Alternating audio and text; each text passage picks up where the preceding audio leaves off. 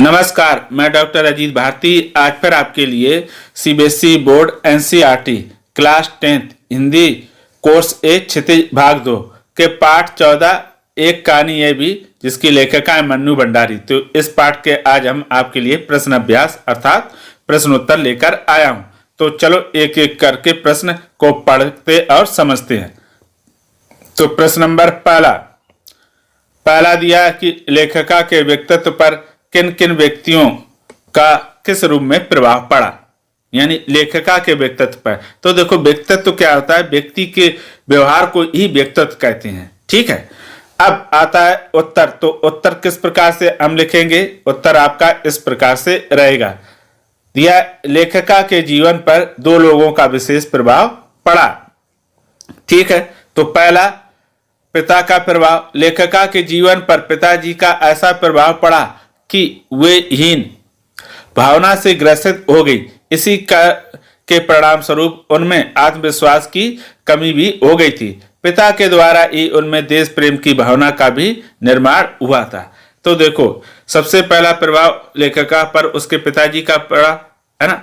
तो शुरू में ये बताया कि जब लेखिका छोटी थी उसका रंग साफ नहीं था, यानी वो काली थी, देखने में भी सुंदर नहीं लगती थी। तो उस समय पिताजी उसको क्या करते थे, ज्यादा ध्यान नहीं देते थे, इसलिए उसके अंदर हीन भावना आ गई थी, क्योंकि पिताजी बड़ी पुत्री पर ज्यादा ध्यान देते थे। वो खूबसूरत और गोरी थी और पिताजी की गोरा रंग कमजोरी था। पर आगे उस कहती कि पिताजी के द्वारा उनमें देश प्रेम की भावना का निर्माण हुआ, क्योंकि पिताजी लेखिका के घर में राजनीतिक पार्टियों के लोग आते थे। तो पिताजी कहते थे कि लेखिका मन्नू भंडारी से कि तुम भी यहाँ बैठा करो और उनकी बातें सुना करो। तो उसमें पिताजी के कारण ही देश प्रेम की भावना का निर्माण हुआ। अब आता है दूसरा किसका प्रभाव पड़ा, उन शिक्षिका शीला अग्रवाल का प्रभाव, यानी मन्नू भंडारी पर उसकी जो हिंदी की शिक्षिका थी उसका प्रभाव पड़ा। तो शीला अग्रवाल की जोशीली बातों ने एक और लेखिका के खोए आत्मविश्वास को पुनः लौटाया, तो दूसरी ओर देश प्रेम की अंकुरित भावना को उचित माहौल प्रदान किया, जिसके फलस्वरूप लेखिका खुलकर स्वतंत्रता आंदोलन में भाग लेने लगी। तो देखो दूसरा प्रभाव लेखिका पर किस पर पड़ा, 10वीं पास करके जब वो क्या हुआ, फर्स्ट ईयर में गई, यानी 11वीं। तो उसकी सबसे पहले भेंट किससे हुई, हिंदी की शिक्षिका यानी शीला अग्रवाल से। तो उसकी जोशीली बातों ने उसे सबसे ज्यादा प्रेरित किया। अगला आता है प्रश्न नंबर 2। इस आत्मकथ में लेखिका के पिता ने रसोई को भटियार खाना कहकर क्यों संबोधित किया। तो इसका उत्तर कुछ इस प्रकार से रहेगा। तो ये देखो रसोई घर है, अब इसका उत्तर कैसे लिखेंगे। लेखिका के पिता का मानना है कि रसोई का काम में लग जाने के कारण लड़कियों की क्षमता और प्रतिभा नष्ट हो जाती है। वे पकाने खाने तक ही सीमित रह जाती हैं और अपनी सही प्रतिभा का उपयोग नहीं कर पाती हैं। इस प्रकार प्रतिभा को भट्टी में झोंकने वाली जगह होने के कारण ही वे रसोई को भटियार खाना कहकर संबोधित करते थे। अब इसको समझ लो। देखो लेखिका क्या कहती है कि पिताजी रसोई घर को भटियार खाना क्यों कहते थे। उनका मानना था अगर लड़कियां ज्यादातर रसोई घर में रहेंगी तो उनकी प्रतिभा क्या होगी, वहीं दब जाएगी और नष्ट हो जाएगी, वो कभी आगे नहीं बढ़ पाएंगी। इसीलिए वो मानते थे कि रसोई घर को क्या कहते थे, भटियार खाना कहते थे। अब प्रश्न नंबर आता है तीसरा दिया हुआ है, वह कौन सी घटना थी जिसके बारे में सुनने पर लेखिका को ना अपनी आंखों पर विश्वास हो पाया ना अपने कानों पर। उत्तर इस प्रकार से लिखेंगे। आप लिखेंगे कि एक बार कॉलेज से प्रिंसिपल का पत्र आया कि लेखिका के पिताजी आकर मिले और बताएं कि लेखिका की गतिविधियों के खिलाफ क्यों ना अनुशासनात्मक कार्रवाई की जाए। पत्र पढ़कर पिताजी गुस्से से बनाते हुए कॉलेज गए। इससे लेखिका बहुत भयभीत हो गई, परंतु प्रिंसिपल से मिलने तथा असली अपराध का पता चलने पर लेखिका के पिता को अपनी बेटी से कोई शिकायत नहीं रही। पिताजी के व्यवहार में परिवर्तन देखकर लेखिका को ना तो अपने आंखों पर भरोसा हुआ और ना ही अपने कानों पर विश्वास हुआ। देखो जब लेखिका के पिताजी के पास लेखिका के विद्यालय से यानी कॉलेज से प्रिंसिपल का या प्राचार्य का लेटर आता है कि आपकी लड़की पर कार्रवाई क्यों ना की जाए। जब वो पिताजी उसके कॉलेज में जाते हैं और वहाँ पता चलता है कि लेखिका मन्नू भंडारी की एक इशारे पर पूरी इस क्लास खाली हो जाती है, तो उन्हें क्या हुआ, और क्यों, क्योंकि वह स्वतंत्रता आंदोलन या स्वाधीनता आंदोलन में ज़्यादा सक्रिय थी। जब ये बातें पता चली तो लेखिका के पिताजी जो गुस्से से घर में गए थे, और लेखिका उसी कारण क्या हुआ, अपनी जो पड़ोसी है उसके यहाँ जाकर क्या छिप गई, क्योंकि उसे पता था पिताजी कॉलेज से आएंगे वहाँ तो शिकायत की जाएंगी, और जैसे ही वो घर आएंगे तो फिर क्या होंगे, मन्नू भंडारी पर नाराज होंगे। लेकिन जब वो छुप छुपा के लेखिका शाम को अपने घर आती है और माँ से पूछती है कि पिताजी ने क्या कहा, तो वो कहती पिताजी तो बहुत खुश थे, उन्हें गर्व था। ये बातें सुन के लेखिका को अपने कानों और आंखों पर दोनों पर विश्वास नहीं हुआ कि पिताजी उसकी तारीफ करेंगे।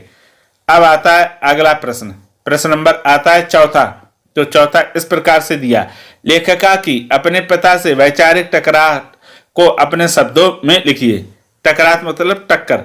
लेखिका और उनके पिताजी के आपस में विचारों को लेकर क्या थे, टक्कर होते थे। कौन कौन से है कारण, तो उत्तर इस प्रकार से रहेगा, लेखिका के अपने पिता के साथ अक्सर वैचारिक टकरार हुआ करती थी। तो पहला, लेखिका के पिता यद्यपि स्त्रियों की शिक्षा के विरोधी नहीं थे, परंतु वे स्त्रियों का दायरा चार दीवारी के अंदर ही सीमित रखना चाहते थे, परंतु लेखिका खुले विचारों वाली महिला थी। अब इसको ऐसे समझ लो, लेखिका के पिताजी चाहते थे कि मन्नू भंडारी जो भी करे अपने घर के अंदर करे, यानी वो राजनीतिक बैठकों में भाग ले, पढ़ाई लिखाई भी करे, लेकिन बाहर ना जाए। बस इसी के कारण टकरार होती थी।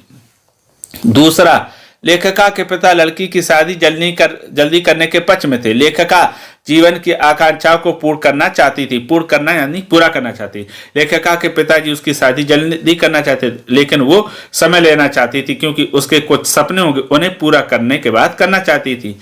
अब अगला आता है बिंदु नंबर तीसरा, लेखिका का स्वतंत्रता संग्राम में भाग लेकर भाषण देना उनके पिता को पसंद नहीं था। यानी देखो वही बात पर आ गई कि पिताजी चाहते तो थे कि सीखे सब जाने सब, लेकिन वह नगर में चौराहे पर जाकर अपने सहपाठियों के साथ भाषणबाजी या आंदोलन ना करे, उन्हें ये पसंद नहीं था। फिर आता है बिंदु नंबर 4, पिताजी का लेखिका की मां के साथ अच्छा व्यवहार नहीं था। स्त्री के प्रति ऐसे व्यवहार को लेखिका अनुचित समझती है। देखो, लेखिका की जो मां थी वो कैसी सीधी सादी थी, पिताजी जो भी कहते थे, जो भी उसके साथ जैसा व्यवहार करते थे वो सहन कर लेती थी, लेकिन इस तरह के पिताजी द्वारा किए गए मां के प्रति व्यवहार को लेखिका पसंद बिल्कुल नहीं करती थी, यानी सही नहीं मानती थी। हो सकता हो कि पिताजी उसकी मां पर कभी कभी गलतियों पर चिल्लाते हों। अब आता पांचवा, बचपन के दिनों में लेखिका के काले रंग रूप को लेकर उनके पिता का मन उनकी तरफ से उदासीन रहा। तो ये इसमें आपको लगेगा इसमें टकराहट तो यही है कि उसका रंग रूप अच्छा नहीं था और पिताजी उस पर ध्यान नहीं देते थे, जिसके कारण वह दुखी रहती थी। अगला प्रश्न नंबर आता है 5, दिया हुआ है कि इस आत्मकथा के आधार पर स्वाधीनता आंदोलन के परिदृश्य का चित्रण करते हुए उसमें मन्नू जी की भूमिका को रेखांकित कीजिए। यानी जो ये पाठ, एक कहानी ये भी पाठ कौन सा, आत्मकथा है, ठीक है, और इसमें स्वाधीनता आंदोलन के बारे में बताया गया। तो ये कहा मन्नू भंडारी ने स्वाधीनता आंदोलन में उनकी भूमिका क्या रही, उनकी मेन बातों को रेखांकित करो, यानी बिंदुओं को, ठीक है। तो उत्तर हम इस प्रकार से लिखेंगे।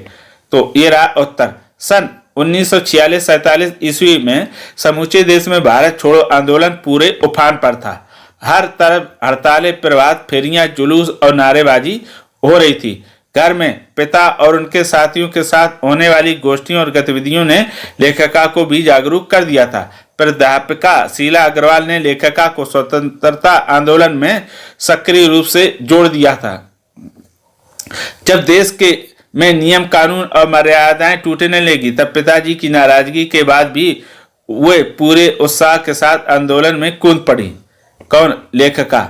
उनका उत्साह संगठन क्षमता और विरोध करने का तरीका देखते ही बनता था। वे चौराहों पर बेझिझक भाषण, नारेबाजी और हड़तालें करने लगी। इस प्रकार हम कह सकते हैं कि स्वतंत्रता आंदोलन में उनकी सक्रिय भूमिका थी। यानी देखो, लेखिका ने ये चीजें सीखी कहाँ से? लेखिका देखो घर में रहती थी तो वहां पर राजनीतिक पार्टियां आती थी और उनकी बातें सुनकर प्रेरित होती थी। साथ में उसकी जो शिक्षिका थी शीला अग्रवाल, उनकी जोशीली बातों से क्या हुआ, उसके अंदर देश के प्रति क्या हुआ, प्रेम भाव यानी जागा, देश प्रेम की भावना उत्पन्न हुई। क्योंकि उस समय 1946-47 का समय था, पूरे देश में आंदोलन चल रहे थे।